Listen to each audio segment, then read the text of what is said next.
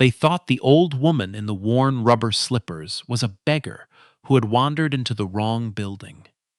It was a Tuesday afternoon, the 9th of October, and the air conditioning inside the Okafor Group's flagship jewelry store on Adeola Odeku Street was cold enough to raise the hair on your arm. She stood near the glass cases in a faded wrapper and a headscarf tied the old village way, and within 90 seconds, four well-dressed people had decided exactly who she was and exactly what she deserved.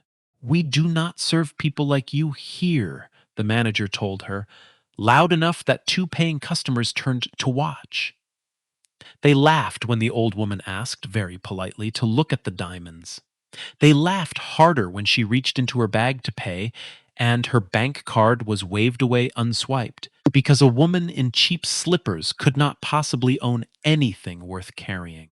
And then they put her out through the heavy glass door, into the Lagos heat, onto the curb. Only one person followed her out, one junior assistant, the lowest paid girl on that shop floor, who pressed her own transport money into the old woman's trembling hands and asked nothing in return. By the next morning, the name printed on that old woman's identity card would decide who kept their job and who lost everything they had spent years pretending to be. If stories about quiet dignity and loud, lawful justice are why you are here, subscribe now and tell me in the comments which city you are watching from. Her name was Amara, and she had been counting the same thing for 3 weeks. The number of days until rent. 41,000 naira. That was what she owed her landlord in the Ojodu part of Lagos, a man named Mr. Coker, who knocked on doors at 7 in the morning so the whole compound could hear him do it. She had 33,000.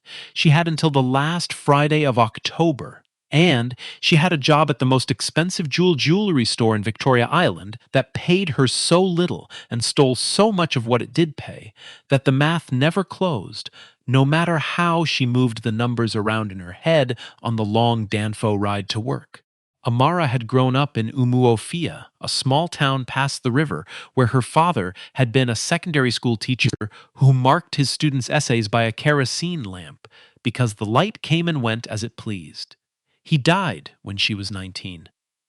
Her mother followed 2 Harmattan seasons later, a cough that the chemist's medicine could not touch because the real medicine cost money they did not have. What Amara inherited from them was not money. It was a single sentence her father used to say, in English, slowly, the way he said everything that mattered. A person's worth is not what they can buy, it is what they will not sell. She had no idea that October, how literally she was about to be asked to test it. She had been at Okafor Lux 4 months. On paper, she was a sales assistant. In practice, she was whatever the others did not feel like doing. She fetched the dry cleaning. She carried the coffee. When a client spilled champagne on the cream carpet in the private viewing room, it was Amara on her knees with the cloth, while the senior staff watched and offered advice. The store sold engagement rings that cost more than her father had earned in his entire life, and Amara dusted the glass that kept them and was sent to the back when anyone important came in, because the manager said her uniform never looked right on her, though it was the same uniform everyone wore. The manager's name was Ronke. Ronke had a way of entering a room that announced itself before she did. The click of her heels on the marble, the perfume that arrived 3 seconds ahead of her, like a herald. She had worked her way up to store manager, and she defended that position the way a person defends the last dry spot under a small umbrella by making sure no one else got under it. She was not cruel in a hot, shouting way. Her cruelty was administrative. It came in the form of schedules and commissions and small decisions made on Amara's behalf.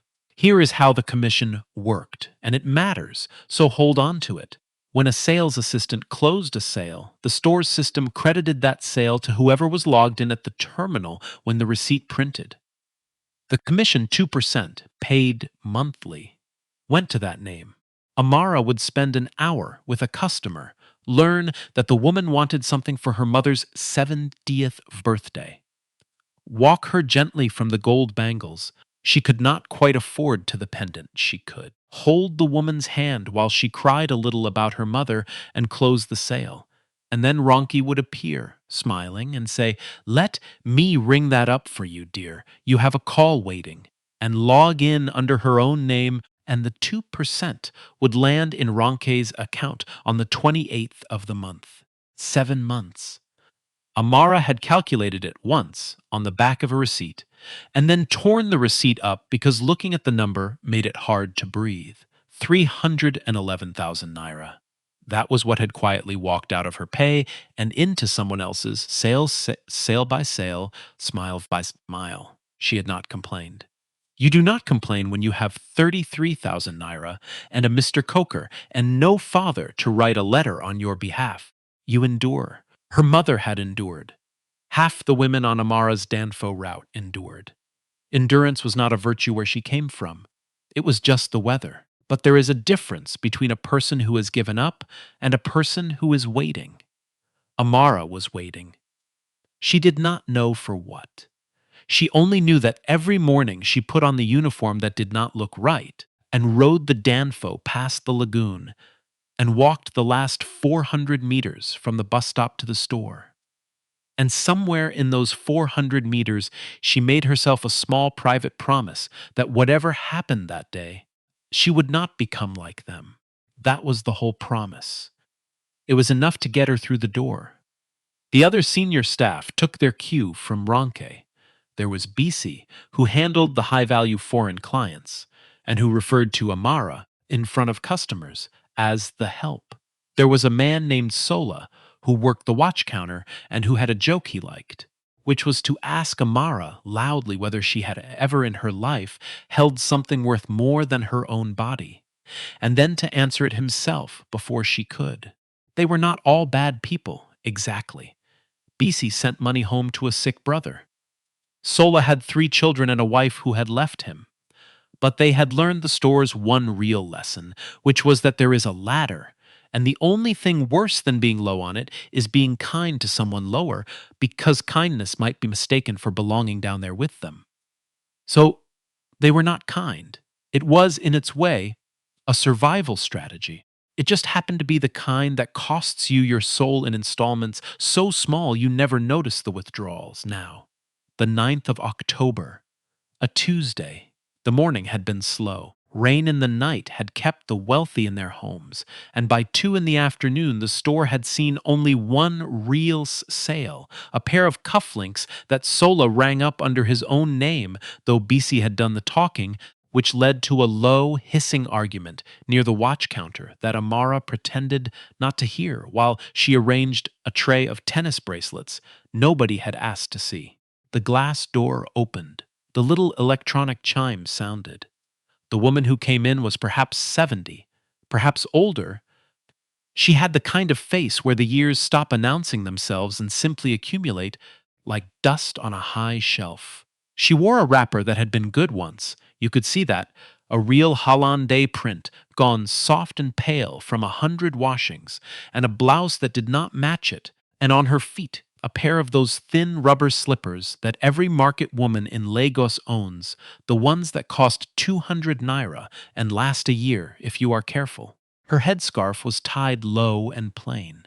She carried a black handbag, the cheap kind with the gold-colored clasp, held against her body with both hands, the way you hold a bag when you have been warned about thieves your whole life. She stopped just inside the door and looked around the store the way a person looks at the sea for the first time. Not greedy, just taking it in. Bisi reached her first. "Ah, madam." Bisi's voice did the thing it did, where the courtesy was a blade with the courtesy painted on. "I think you are looking for somewhere else. The tailor is 2 streets down." "Or are you collecting for the church?" "We don't do that here." The old woman smiled. She had a few teeth missing on one side, and she did not hide it. "No, my daughter. I came to look at the jewelry." To look, Bisi let the words sit in the cold air. Behind her, Sola had stopped pretending to clean the watch glass. "Madam, do you know where you are? This is Okafor Lux. The cheapest thing in that case behind you is 1.2 million naira. With respect, have you ever in your life seen 1.2 million naira in one place? Once, the old woman said. Maybe twice. Sola laughed. It was not a kind laugh, and it was not meant to be one. She has seen it twice. Twice, she says. Madam, the air conditioning is free, but the looking is not. Why don't you go and sit down somewhere before you fall down? Now Ronki came. She came the way weather comes, the perfume first, then the heels, then the woman herself, and she stood in front of the old woman and performed a slow, deliberate examination, the slippers, the wrapper, the cheap bag, the scarf, letting her eyes climb up and then come back down so the old woman would understand that she had been measured and found to be nothing. It is a particular violence, that look. It does not leave a mark. Everyone in that store had given it or received it, and they all knew exactly what it cost and exactly what it bought. We don't serve people like you here, Ronka said. She said it pleasantly. That was the worst part. This is a shop for high-class clients, not for beggars who walk in off the street to enjoy our air conditioning. You are dripping rainwater on my floor. Look! Look at what you are doing to my floor. There was no rain on the floor. The old woman looked anyway, down at her own slippers, at the clean, dry marble. When she looked back up, something moved across her face, quick, there and gone, and if anyone in that store had been paying real attention, they might have seen that it was not hurt. It was the look of a woman confirming something she had suspected and hoped not to find. I only want to look, the old woman said again, quieter now. And I only want to do my job, said Ronka, which is to keep this store the kind of place where serious people spend serious money. You are not serious people. Go home, Mama. Go back to wherever you came from.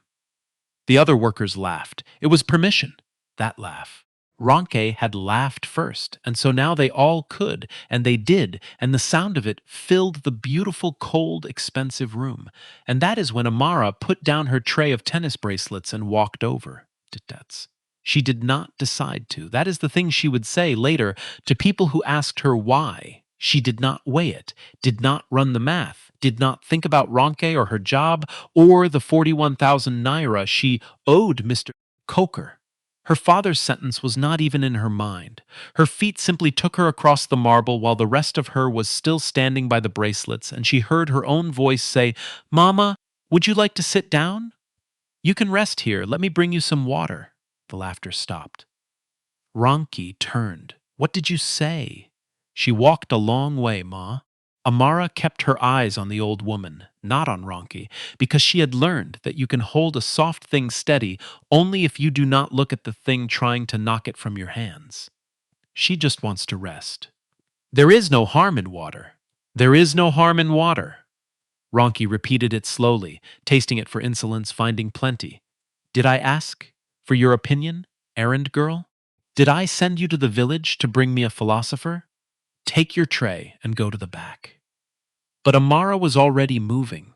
She brought a chair from the consultation alcove, the good chair, the upholstered one that clients sat in to be shown the 70 million naira pieces, and she set it down and helped the old woman into it with a hand under her elbow. And the old woman's arm was thin as a broomstick and trembling slightly, and her skin was dry and warm. Then Amara went to the staff fridge in the back, past Bisi, who said something she did not hear, and she poured a glass of cold water from the bottle that was technically for customers, and she carried it out and put it into the old woman's hands and wrapped both of the old woman's hands around it with her own so that it would not slip. "Take your time, Mama," she said. "Drink small. I'm not going anywhere." The old woman drank. She drank like someone who had been thirstier than she had admitted, and when she was done, she held the empty glass in her lap and looked up at Amara, and her eyes were wet, and it was not from the water. "What is your name, my daughter?" "Amara, ma, Amara." The old woman nodded slowly, as if filing it away in a place she did not intend to lose.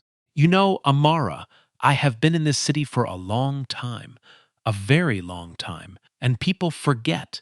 They get one good thing, one motor car, one big house, and they forget where the road came from that brought them there. They forget that they were carried.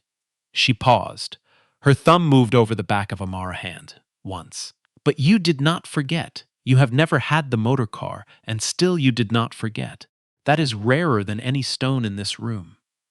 Amara did not know what to say to that, so she said the true thing. My father used to say a person's worth is not what they can buy. The old woman went very still. He sounds like he was a wise man, she said at last. He was a teacher. Ah, something in the old woman's face eased the way a fist eases. Teachers, yes. We do not pay them in this country, and then we wonder why the country is the way it is. She squeezed Amara's hand. Sit with me one moment more. But the moment was already over, because Ronki had finished deciding what to do. Enough. Ronka's voice had lost its pleasant coating now. Enough. You, to the old woman, well, out. You have had your free water and your free chair, and now you are leaving. And you, to Amara, and here the voice dropped into something colder and more personal. You have made a choice today, and you are going to remember it. Ma, please. Security. There were 2 guards at Okafor Lux, big men in black, who stood by the door and existed mostly as decoration, as a way of telling clients they were somewhere worth guarding. They came now, uncertain, looking between Ronke and the frail old woman in the good chair, because even they could see how this would look. It's all right. The old woman lifted a hand to stop them, and there was something in the gesture, some old reflex of authority, that made both large men actually pause. She set the empty glass down on the little side table, carefully, in the exact center of the coaster, and she got to her feet with effort, refusing the hand that one of the guards belatedly offered. I am going. Nobody needs to put their hands on me. I have been put out of better places than this by better people than you.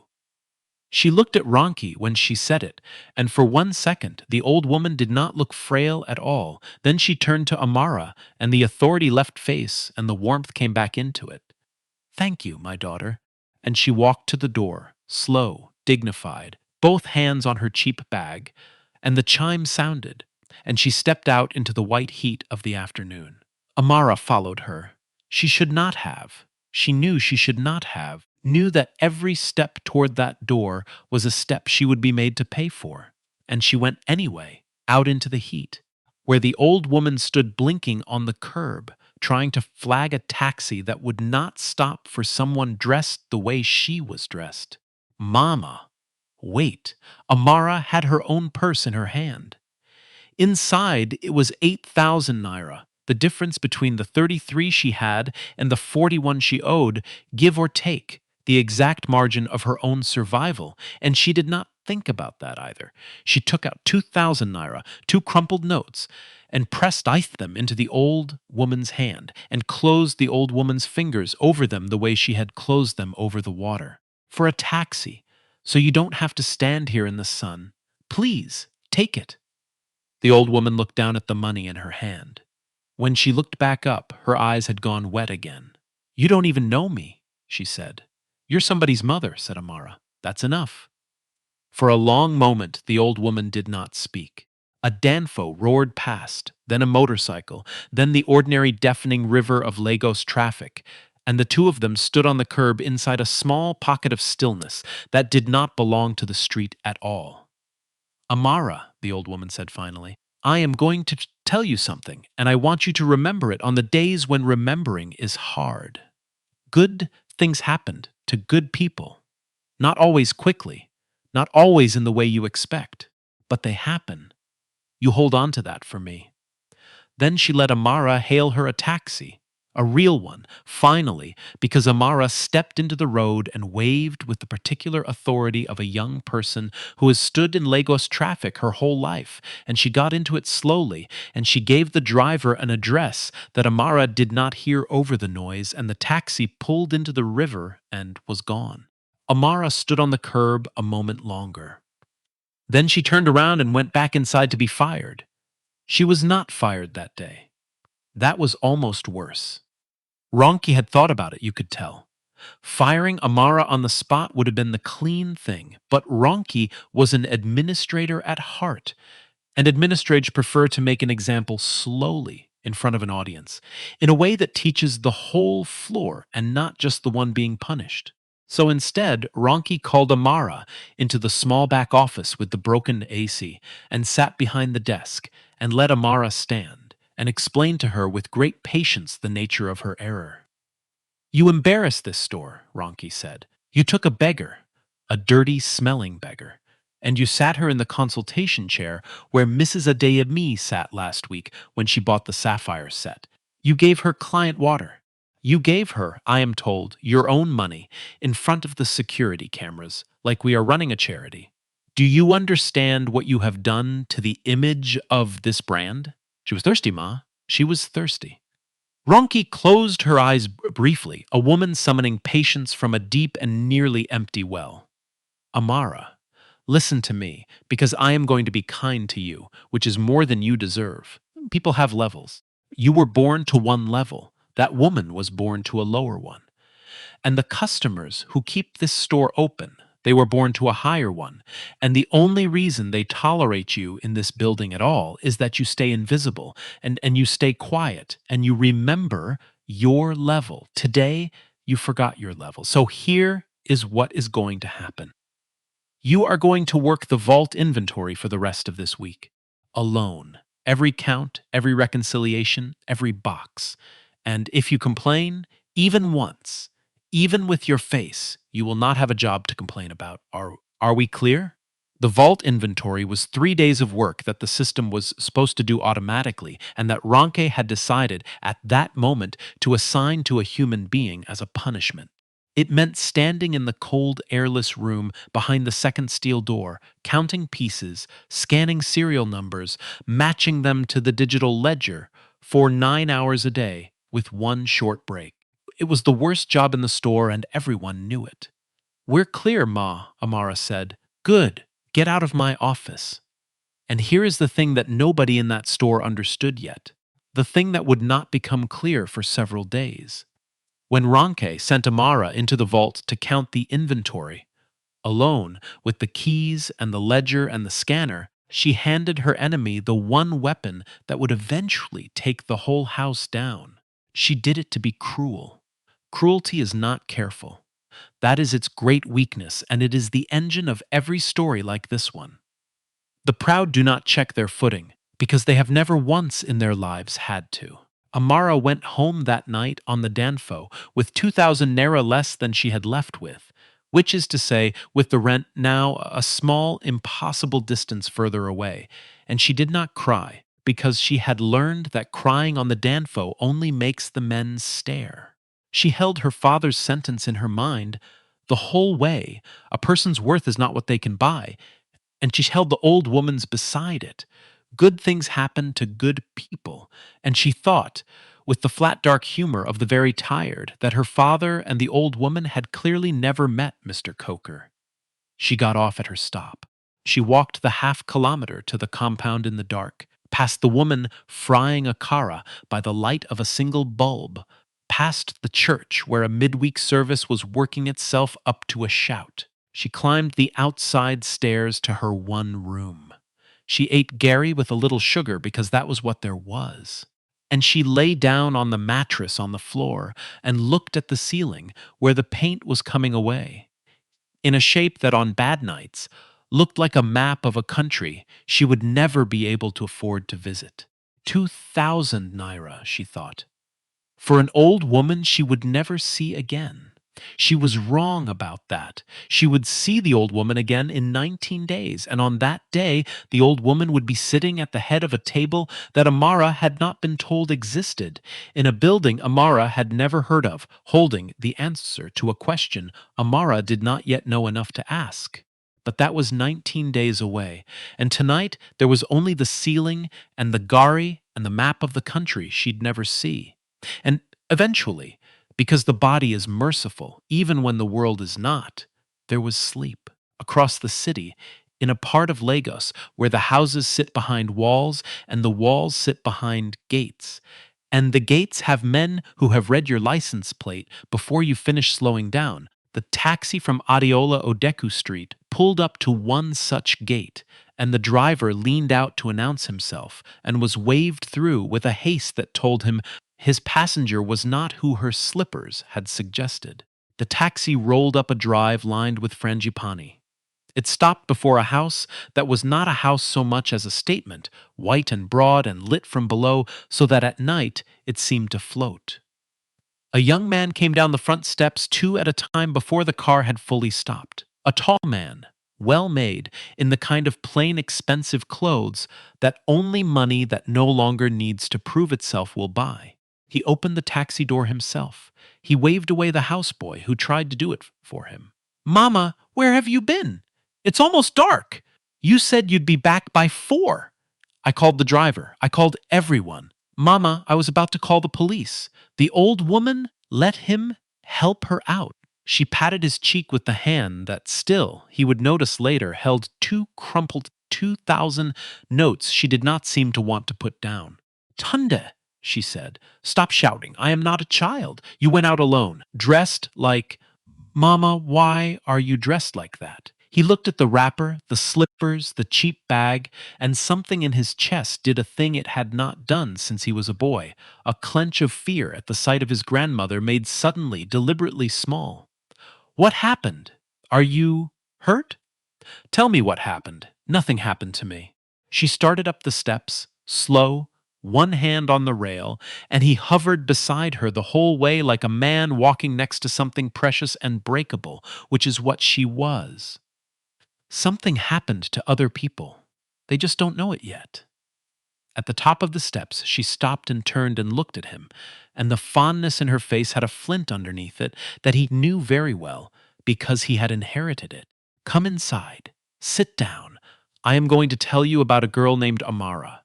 And then, my boy, you and I are going to have a very interesting conversation about the people who work in our stores." Tunde Okafor was 34 years old.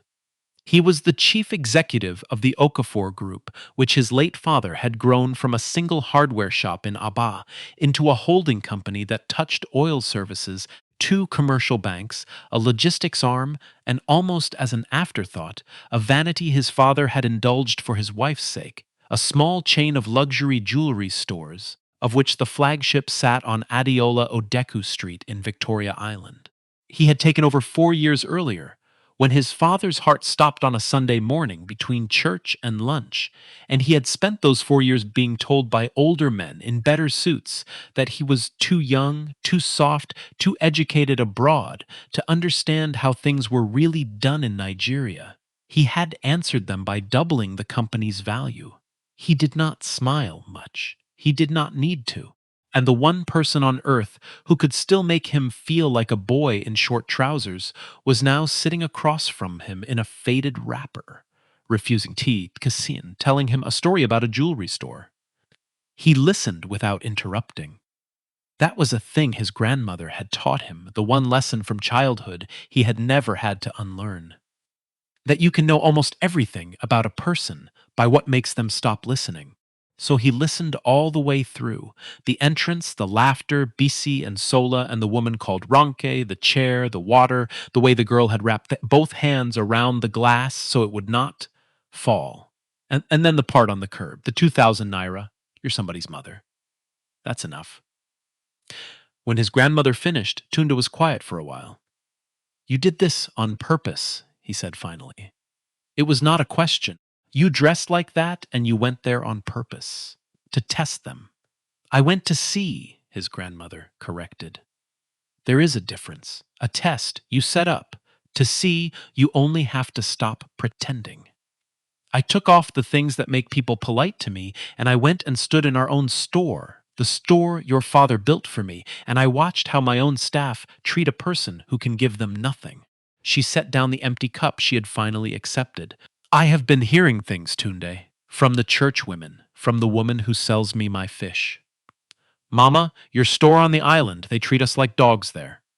I did not want to believe it. Now I do not have to wonder. "Give me names. I'll have HR. "No." The word landed flat and hard. Not HR. Not a memo. Not a quiet transfer to another branch, so the problem becomes some other manager's problem. "I am tired, Tunda, of the way rich people punish wickedness, softly, privately in a way that protects the brand and teaches no one anything. That is not justice. That is house cleaning. She leaned forward. I want to do this properly, lawfully, in the open where it teaches. And I want that girl, Amara. I want her taken care of, not with charity. She refused charity to my face. She tore 2,000 naira out of her own survival and gave it to a stranger. She will refuse a handout, and she will be right too. I want her given what is hers. Do you understand the difference? Tunde Okafor looked at his grandmother for a long moment. Then, for the first time in what felt like a year, the corner of his mouth moved. Pull the security footage, he said, into his phone, to the head of his personal staff, a quiet, competent man named Delay, who had been waiting in the next room the way Delay was always waiting in the next room. The Adiola Odeku store. Today, from 1 o'clock, all of it, and the transaction logs, and the staff commission records for the last 12 months, every assistant, every sale, every reassignment. He paused. Yes, tonight.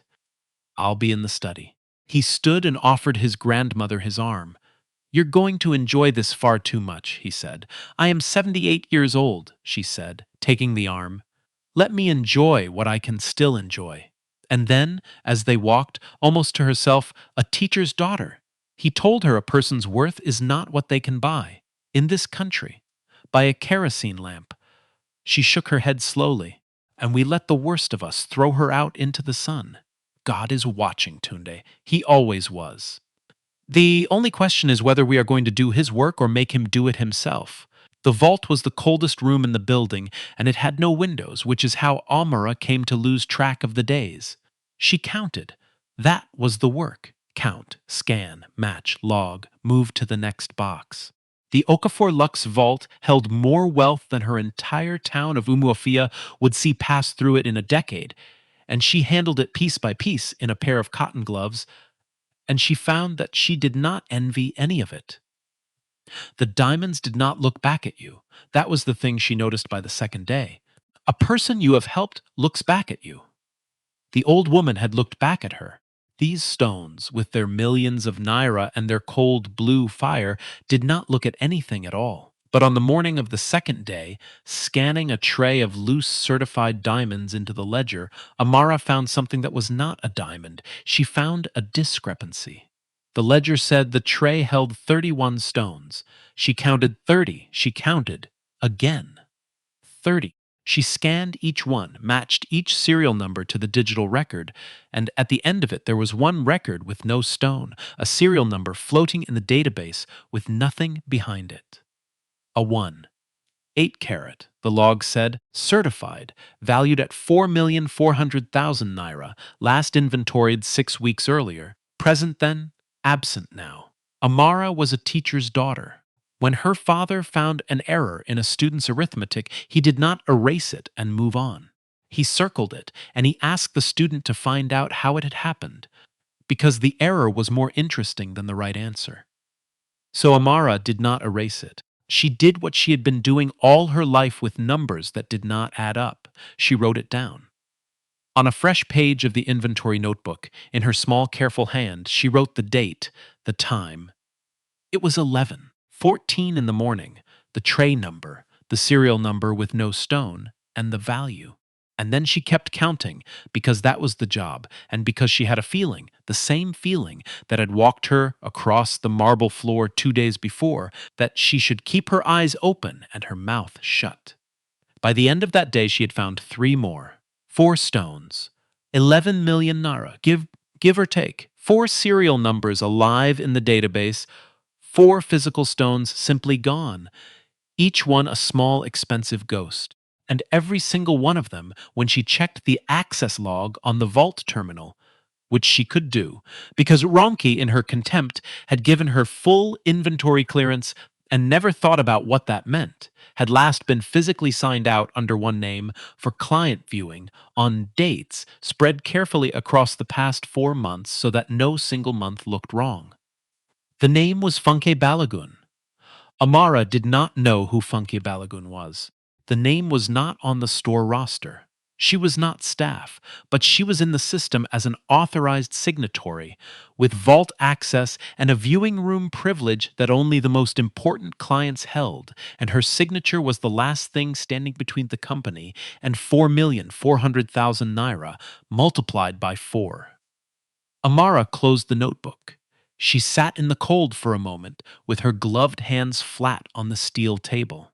And she thought, very clearly, in her father's voice, "Now, my daughter, you have to decide who you are." Because she understood exactly what she was holding.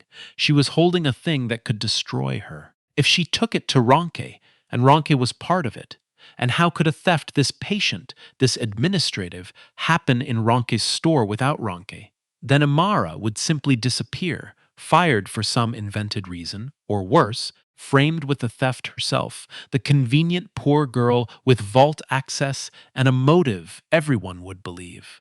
If she took it to the police as a junior sales assistant with no proof but her own counting, they would laugh her out of the station or call the store to verify, which came to the same thing as telling Ronke.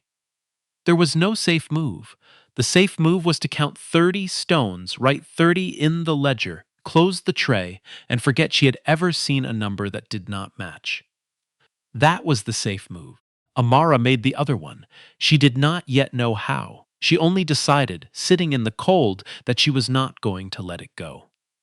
She photographed the access logs with her cheap phone.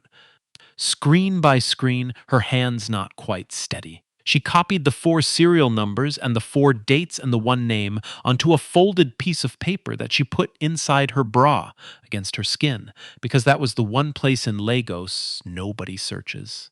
And then she counted the rest of the vault and logged it honestly, and went home on the Donfo with 11 million nairas worth of someone else's secret pressed against her heart. She told no one.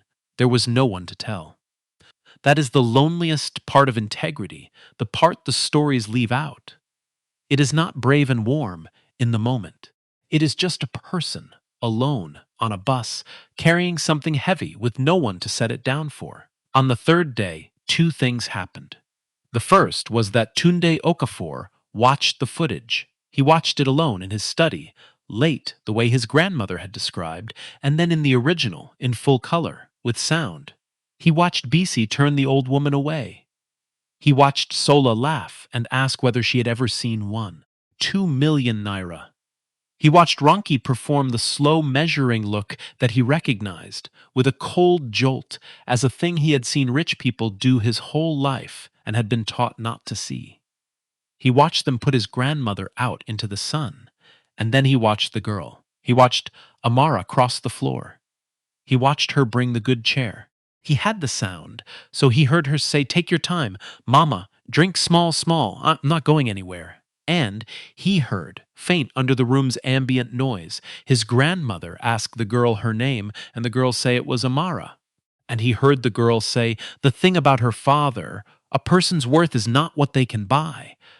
And Tunde Okafor, who had not cried at his own father's funeral because he had been too busy holding the family up, sat alone in his study at 1 in the morning and put his hand over his mouth.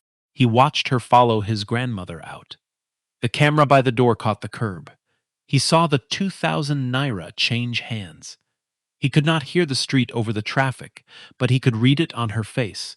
The girl's face, the absolute ordinariness of the kindness, the way she did not perform it for anyone, did not look around to see who was watching, just pressed the money into an old woman's hand and closed the fingers over it and turned to go back inside to whatever was waiting for her. "Deal," he said the next morning. "Find her. Everything. Where she lives, where she's from, who she is. And the commission records, did they come? They came. Deal had the particular flat voice of a man who has found something he does not like. Sir, you should look at the commission records yourself. The commission records told their own story, and it was a story Tund had seen the shape of in a dozen of his companies and hated every time. He pulled the assistant called Amara's sales history and set it next to her commission history, and the gap between them was a canyon. Sale after sale, hours of logged customer time, closings, And then, at the moment of payment, the login switching to other names. Ronke, Bisi, Sola, the 2% walking out of the girl's account and into theirs. He ran the number his accountant ran for him by lunchtime. 311,000 naira redirected from one junior employee over 7 months in violation of the company's own commission policy, and his legal counsel confirmed in a one-line reply of the Labor Act besides. He looked at the number for a long time. His father had built this company on a principle he stated so often it had become a family joke, that you can measure a man not by how he treats the people who can promote him, but by how he treats the people he can step on without consequence. Tunde had heard it 1,000 times and had filed it, as sons do, under things, my father says. He had never had it demonstrated to him in a spreadsheet before. 311,000 naira. The price of a clear view, at last, of exactly the kind of company he had been running without looking. The second thing that happened on the third day was that Funke Balagan came to the mansion. She came in a red car that she parked across 2 spaces in the circular drive, and she came in heels that announced her on the marble the way Ronke's announced her, because they had learned, these 2 women, the same lessons in the same school. Amara, of course, was not there to see it. Amara was in the vault, counting. But it matters that you understand who Funke was, because she is the second hinge the whole story turns on. And the connection between her and the woman called Ronke is the connection that explains everything. Funke Balagan was Ronka's cousin. More than that, she was the reason Ronka had her job at all, because it was Funke who had introduced Ronka to the Okafor family circle 3 years earlier. Funke, who moved in the wealthy spaces that Ronke could only manage. Funke, who had spent those 3 years carefully positioning herself as the woman everyone simply assumed Tunde Okafor would eventually marry. She had decided this. He had not. That was a detail Funke considered minor and temporary.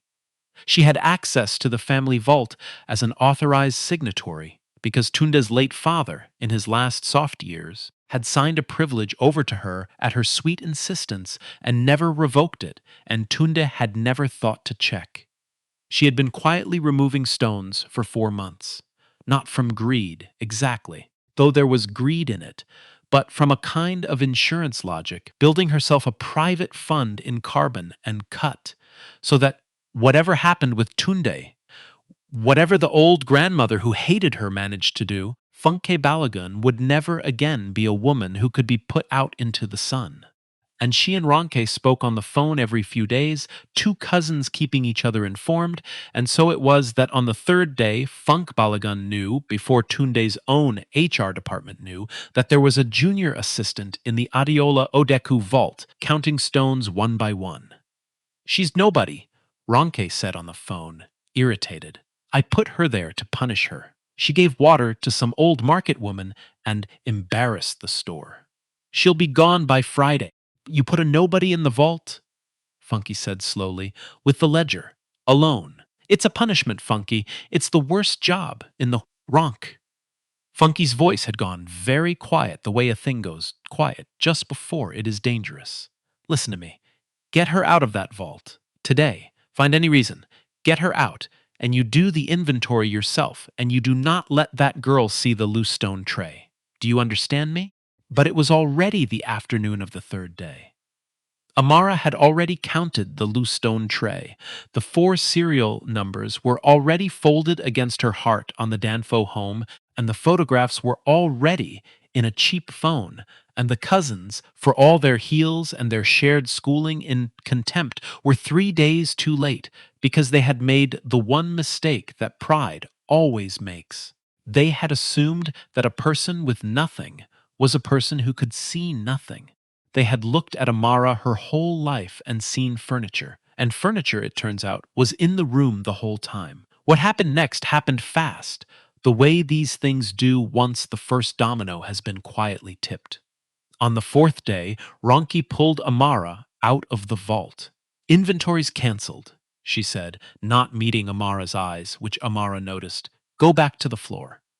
And don't touch the ledger again. It's not your job. Amara said yes, Ma, and went back to the floor and said nothing about the four ghosts and watched Ronka disappear into the vault herself for 2 hours that afternoon. And come out, Amara saw, with her face wrong, the face of a person who has gone looking for something and found it missing. That evening, for the first time in 7 months, Ronka offered Amara a ride home. You look tired, dear, Ronki said. All warmth, the herald perfume turned up to its sweetest. Let me drop you. We are not enemies, you and I. I was hard on you about the old woman, but a manager has to be hard, you understand? Come, my car is just here.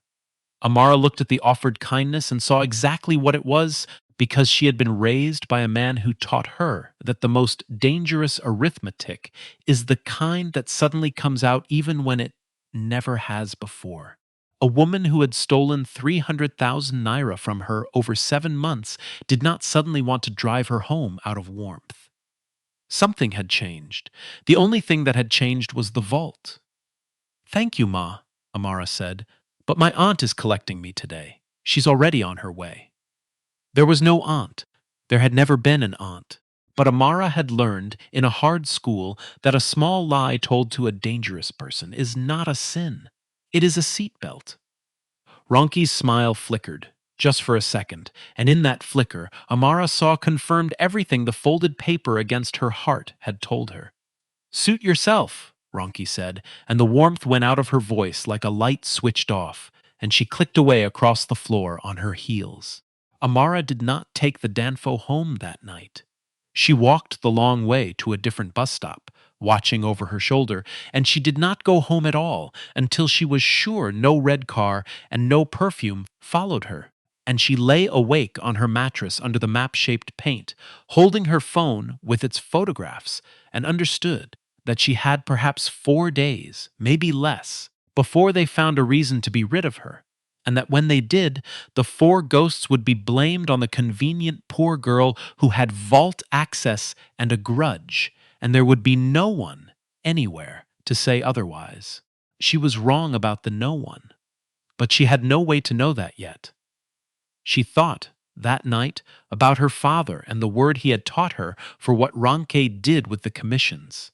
He had a word for everything. That was the teacher in him. The word was not stealing, though it was stealing. The word he used when he explained to her once why the man who owned the cocoa store paid the pickers late and short was leverage. The quiet violence the strong do to the weak not with fists, but with the simple fact of who needs whom more. The picker needs the wage today. The owner can wait. The owner has leverage. He does not have to shout or threaten. He only has to wait, and the hunger does his shouting for him. That was Ronke's whole method, Amara saw now. She never had to threaten anyone. She only had to control the one thing each of them needed. BC's brother's hospital bills, Sola's 3 children, Amara's rent, and her Mr. Coker. And let the need do the work. It is the oldest machine in the world, that machine, and it runs on the fuel of people who have no margin, no savings, no aunt with a car, nothing between themselves and the street but the next pay packet. Her father had told her there were laws against the worst of it, laws with long names, a labor act, courts that were supposed to hear a worker who had been cheated. But the law is a door, my daughter, he had said, marking essays by the lamp. And a door is only useful to a person who knows it is there, and is not too frightened or too tired or too hungry to walk through it. She had been too tired to walk through it. Most people are. That is not their weakness. It is the design of the machine. What changed everything was not that Amara suddenly became brave. It was that, for the first time in her life, someone with the power to hold the door open had decided to stand beside it and wait for her to walk through.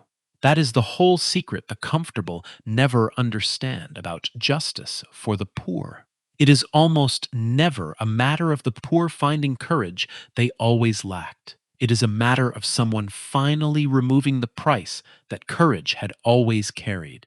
It was the next morning, the 5th day, a Friday, the day Mr. Coker would knock, that the black car came for Amara.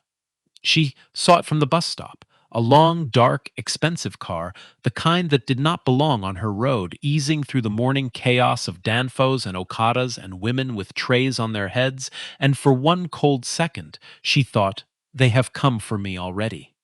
She thought of running, and then the rear window came down, and it was not Ronka, and it was not Funke. It was a man she had never seen, perhaps 30, in a good suit, with a calm face and careful eyes. "Miss Amara?" he said. "Who is asking?" Her voice did not shake, which she was proud of later. "My name is Delil. I work for Mr. Tunde Okafor." He let the name land. The chief executive of the Okafor Group. Amara's hand tightened on the strap of her bag. If this is about the inventory, it is not about the inventory. Deal's careful eyes were, she realized, kind, in the way of a man who has practiced not showing things. "Miss Amara, 4 days ago, an old woman came into the Adiola Odeku store. You gave her your chair and your water and 2,000 naira of your own money on the south side. Do you remember her?" The whole street seemed to go quiet, though of course it did not. "Is she all right? Is she all right?" Amara said. It was the first thing out of her mouth, before anything about herself, before any thought of what this might mean for her. "Is she all right?" And Dealey, who had been told by his employer to watch closely and report back, made a small private note that the footage had not been lying. "She is very well," he said gently. "She would like to see you. So would Mr. Okafor. The car is safe, and you are free to refuse, and if you refuse, we will drive away and never trouble you again. But I am asking you to come." Amara thought about Mr. Coker and his 7 o'clock knock. She thought about the 41,000 naira she did not have. She thought about the four ghosts folded against her heart, and the red car, and the perfume, and how a person with nothing has, in the end, very little left to lose, and exactly one thing that cannot be taken: the right to walk through a door with her head up. Her father's sentence came to her, the way it always did at the hinges of her life. She opened the car door herself before the driver could, and got in. The gate, the frangipani, the white house that seemed to float. Amara walked up the steps, holding her cheap bag with both hands against her body, exactly the way the old woman had held hers in the store, and she did not know she was doing it. At the top of the steps, the great doors opened, and there, in the cool marble hall under a chandelier that could have paid her rent for the rest of her natural life, sat the old woman from the store, except she was not in a faded wrapper now. She was in fine, quiet clothes, with her white hair brushed out and a string of real pearls at her throat, and she was unmistakably the same woman with the same few missing teeth showing in the same wide smile. "Amara!" The old woman pushed herself up out of her chair with both hands, waving away the young man who moved to help her. "My daughter, come here. Come and let me look at you." Amara stood very still in the doorway, and the whole shape of the thing arranged itself in her mind at once. The dignity on the curb, the address she had not heard. "I am not as poor as I look. You don't even know me."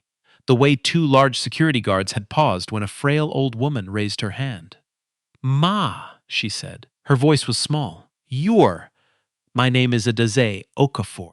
The old woman took both of Amara's hands in both of hers, the way Amara had once wrapped her hands around a glass of water. "I founded the company whose store put me out into the sun 4 days ago.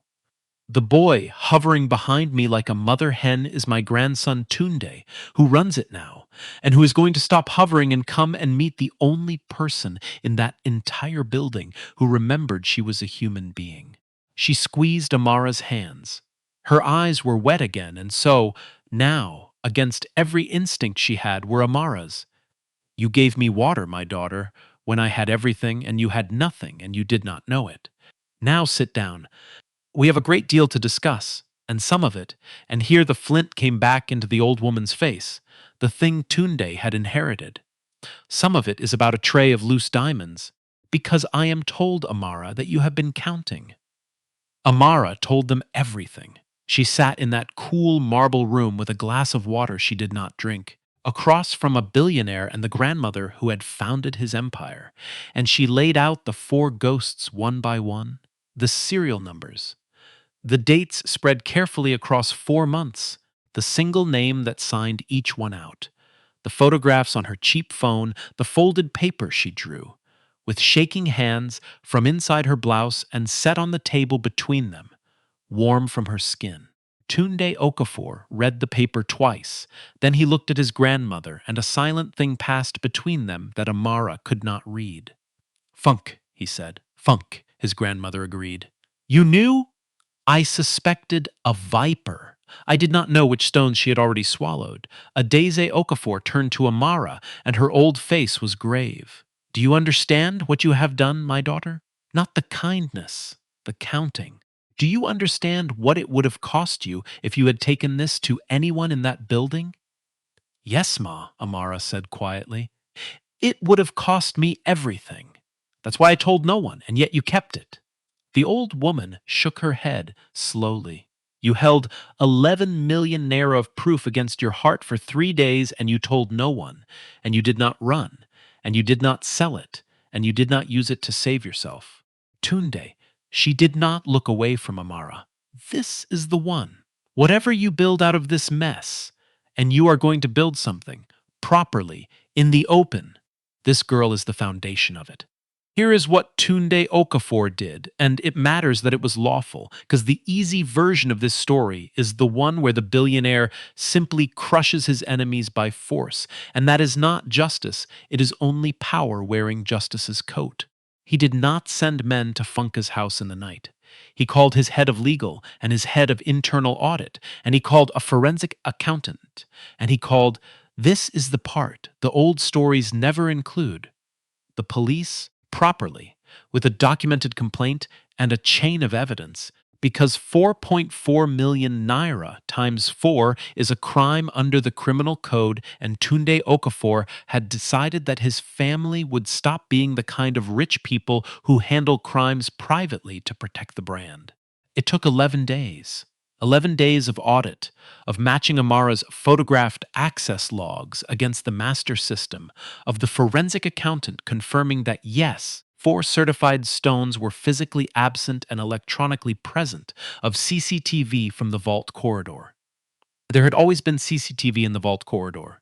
Funke, like Ronke, had simply never imagined she would be watched, because the watched are the poor, and she was not poor, showing Funke Balagun entering the vault on each of the 4 dates and leaving with her handbag held a particular careful way. 11 days, during which Amara was given a real position, audit liaison, with a real salary paid into a real account, and during which the first thing she did with the first money was settle Mr. Coker for the year, and the second thing she did was wire 4 months' school fees to the daughter of the Akara woman who fried by a single bulb at the bottom of her stairs. The 11 days were not easy for Amara, and the story would be lying to you if it pretended otherwise. Money does not undo a life of being unseen in a single afternoon. They gave her a salary and a desk and a title, and her body did not believe any of it. She woke at 5 out of 7 months of habit and lay rigid in the dark, waiting for a knock that no longer came. She walked into the gleaming corporate building on Marina and felt the old reflex pull her shoulders down and her eyes to the floor, the posture of a person making herself small so as not to be noticed, and she had to teach herself, day by day, that she was allowed to stand up straight. The staff in the head office had heard the story in the warped way. Story traveled through office air. The market girl, the one Oga brought in, what is she really? What did she do for him? And a woman in a red blazer on the 3rd floor said it loud enough to be heard. The first week, that some people climb by working and some people climb on their backs, and laughed with her friends. Amara heard it. She had heard worse in colder rooms. She kept her eyes on her work and her receipts in order and said nothing because she had learned long ago that the cleanest answer to a lie about your character is a record of your conduct that the lie cannot survive contact with. And there was the matter of Tunde Okafor himself, which Amara handled the way she handled everything dangerous, carefully, and at a distance, and without letting her heart get ahead of the facts, because he watched her. She knew he watched her. in meetings, across the audit table, in the corridor, with a quiet attention that she could not read and would not let herself guess at, because a poor woman who lets herself imagine that a rich man's attention means something kind is a poor woman setting herself up to be a cautionary tale. So when he asked her to stay after an audit meeting one evening and the others filed out and the long room went quiet, Amara folded her hands on the table and kept her face still and waited to find out what it would cost her. I want to ask you something, Tunde said, and I want the true answer, not the careful one.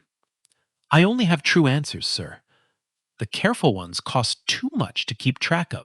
The corner of his mouth moved, that thing his grandmother could do too, the almost smile. Why did you keep the evidence? You knew what it could do to you. A smarter person, a safer person, counts 30 stones and writes 30 and goes home. Why did you write it down? Amara thought about it honestly, the way her father would have wanted, before she answered. My father's mark his students wrong answers, she said. He wouldn't erase them. He'd circle them and ask the student to find out how the wrong answer happened. He said the mistake was more interesting than the right answer because the mistake had a story behind it, and the right answer was just the right answer. She looked up. When the count didn't match, sir, I didn't think about myself. I thought there's a story beside this, and I am my father's daughter. That doesn't add up alone in the dark. It's not bravery. It's a defect almost. I have to know how the wrong answer happened. Tunde Okafor was quiet for a long moment.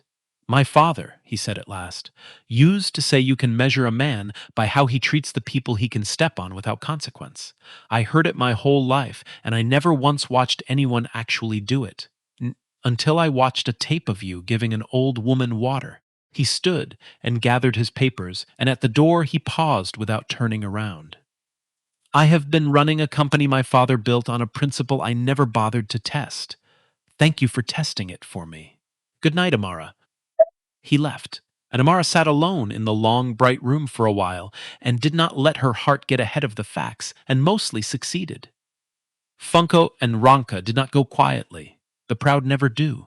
When Funke understood that the audit was real and the police complaint was filed, she made the move that cornered people always make. She tried to destroy the witness.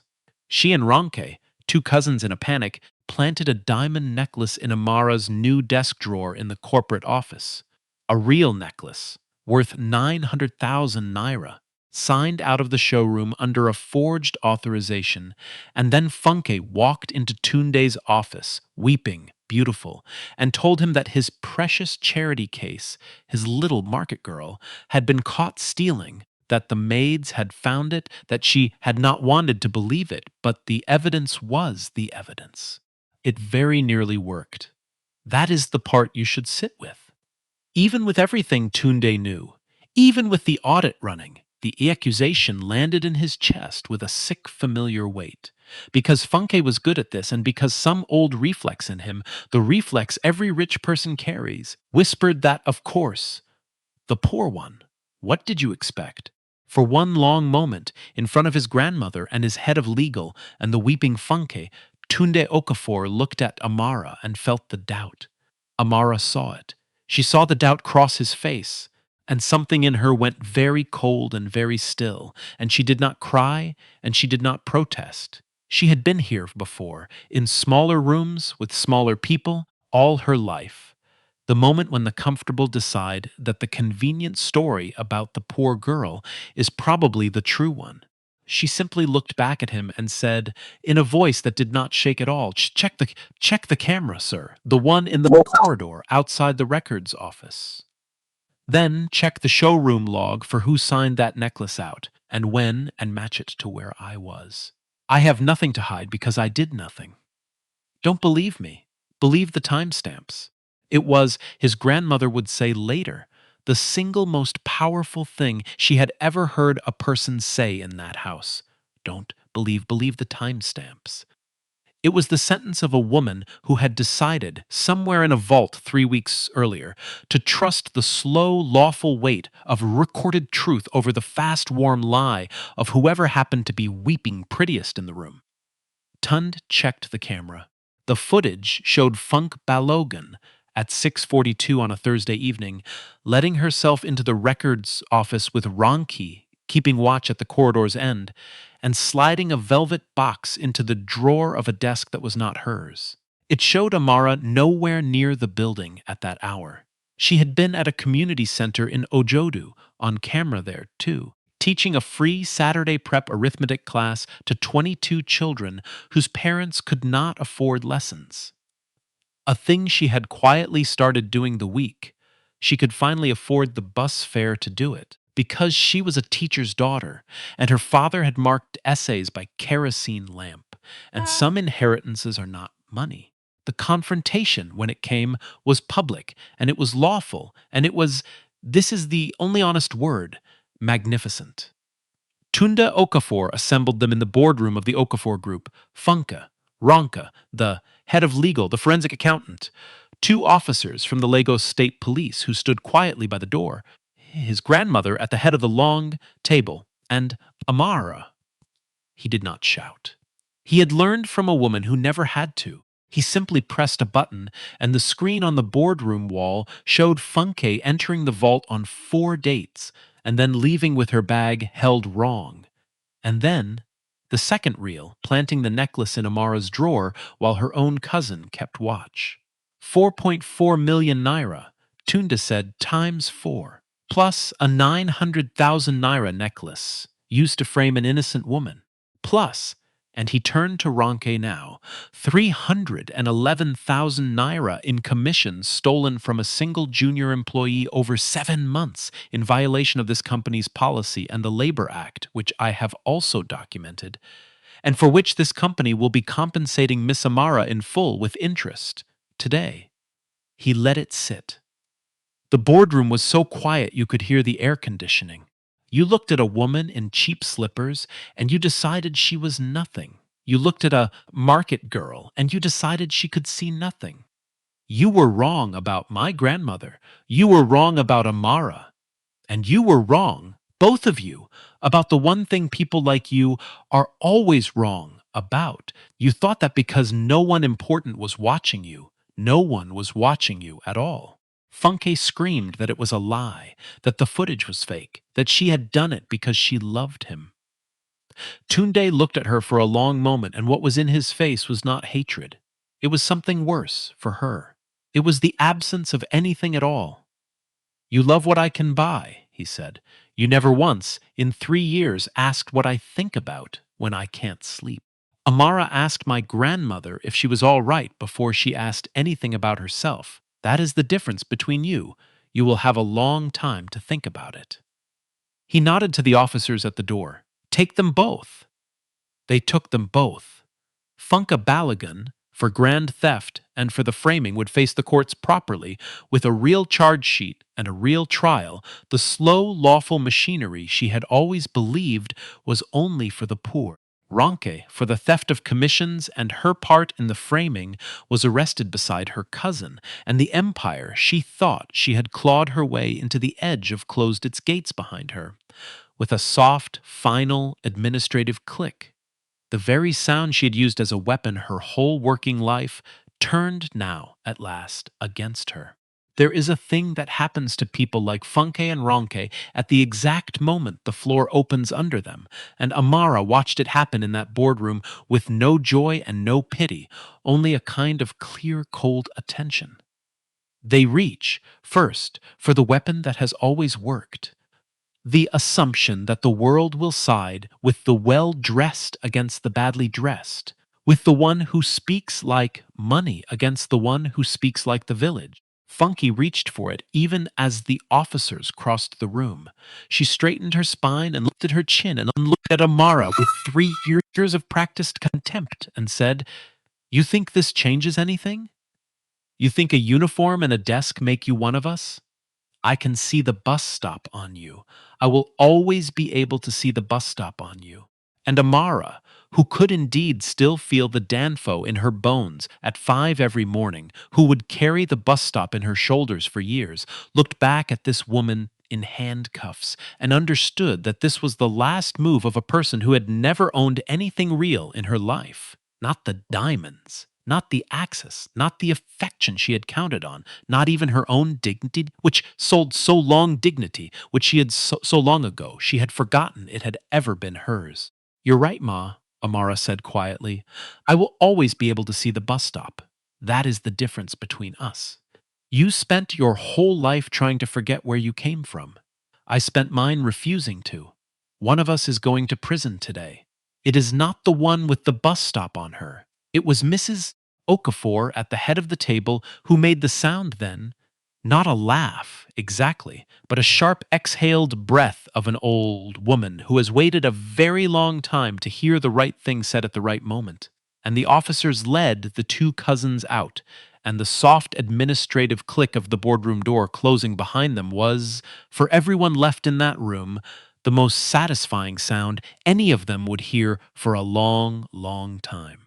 A note before you go. The mechanisms in this story are real. Inventory audits, vault access logs, CCTV timestamps, forensic accounting, the protections in Nigeria's Labor Act against an employer who withholds or redirects what an employee has earned. These are not fairy tale magic. They are the ordinary, unglamorous tools by which ordinary people defend themselves against powerful ones every day in real courtrooms and real labor tribunals in Lagos and far beyond it. If anything in this story made you think about your own job, your own wages quietly disappearing, your own dignity treated as something that can be put out into the sun, please do not act on what you heard in a YouTube story. Sit down with a real labor lawyer or your local legal aid office or a workers' rights organization in your own country because the law differs from place to place and your situation is yours alone. I am not a lawyer and nothing here is legal advice. I am only someone who believes that the people the world decides are furniture have eyes and memories and the right to be counted, and that the day they are finally seen is the most satisfying day there is. Keep your receipts. Watch the timestamps. And when you have nothing, guard the one thing they can never sign out of the vault: your name. 2 years later, there is a building in Ojodu with Amara's father's name over the door: the Namdi Memorial Skills Center. Free arithmetic and literacy and trade certification for anyone who walks in, funded by the Okafor Group's first real corporate foundation, run by a director named Amara, who still takes the Danfo some mornings out of habit, and who keeps, in a frame on her office wall, not a diamond, not a certificate, but a single folded piece of paper with 4 serial numbers on it, soft now from being carried, the proof she once held against her heart on a long bus ride home when she was alone and had no one to set it down for. Old Mrs. Okafor visits on Wednesdays. She sits in the back of the classrooms in a plain wrapper, the same plain wrapper, and the children do not know who she is, and that is exactly how she likes it. Sometimes she catches Amara's eye across the room, and the two of them share a small private smile. Two women who met over a glass of cold water on the worst day of one of their lives and the most important day of both. Good things happen to good people, the old woman said once on one of those Wednesdays, watching a roomful of children who could not afford lessons learn to make their numbers add up. Amara did not answer right away. She was watching the children too. Then she said, quietly, the thing her father had told her by a kerosene lamp in a town past the river, the inheritance that turned out to be worth more than every stone in that cold and beautiful vault. A person's worth is not what they can buy.